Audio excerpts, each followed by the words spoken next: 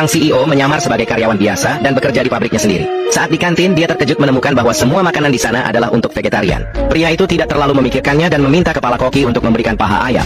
Kepala koki tidak hanya mengatakan tidak ada, tetapi juga memarahinya dengan kasar. Melihat sikap kasar sang koki, pria itu ingin memberinya pelajaran. Tapi seorang rekan kerja di dekatnya menghentikannya, lalu membawa pria itu ke meja untuk makan sambil mengobrol.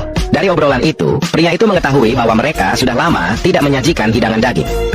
Saat dia masih bingung, seorang anak muda kaya berjalan mendekat dan langsung duduk di sebelahnya. Tak lama, sang koki segera membawakan makan siang mewah.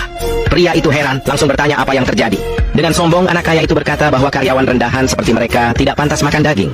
Pria itu ingin berdebat, tetapi rekan kerjanya menghentikannya lagi. Dia menjelaskan bahwa hanya pihak manajemen yang boleh makan daging di pabrik ini. Karyawan biasa beruntung masih bisa dapat makan. Pria itu marah setelah mendengar ini. Dia menggebrak meja dan berdiri, lalu mengatakan bahwa perusahaan sudah lama mengalokasikan dana khusus untuk meningkatkan kualitas makan karyawan. Jadi, mengapa hanya para pemimpin yang boleh makan daging? Siapa yang membuat aturan itu?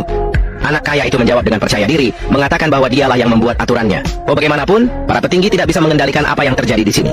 Di tempat ini, dialah bosnya. Ternyata, anak muda itu adalah putra direktur pabrik. Dia memanfaatkan statusnya untuk menindas pekerja dan untuk menghukum pria itu, dia menyuruhnya berlutut dan meminta maaf. Jika pria itu patuh, dia akan memberinya paha ayam. Tapi pria itu tidak mau. Anak kaya itu merasa dipermalukan, melampiaskan amarahnya pada karyawan lain sebagai cara untuk mengintimidasi pria itu. Dia menyatakan bahwa siapapun yang memanggilnya ayah akan dapat paha ayam. Ketika tidak ada yang merespons, dia mulai memanggil orang dengan namanya. Dia yang dipanggil terpaksa menuruti karena tidak mau kehilangan pekerjaan.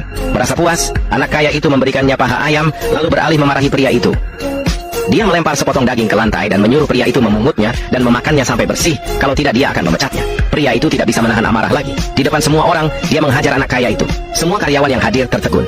Mereka tidak percaya seorang karyawan biasa berani menghajar putra direktur pabrik. Merasa dipermalukan, anak kaya itu langsung memanggil HRD untuk memecat pria itu.